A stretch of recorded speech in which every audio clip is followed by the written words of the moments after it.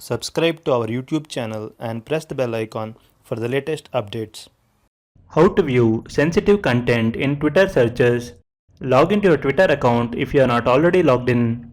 Click on the More tab in the left sidebar. Click on the Settings and Support from the pop-up menu. Now click on the Settings and Privacy from the drop-down menu. Under Settings section, click on Privacy and Safety.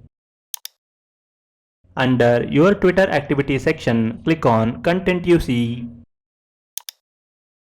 Check the box next to the text that says Display media that may contain sensitive content. Now click on Search Settings. Uncheck the box next to the text that says Hide sensitive content.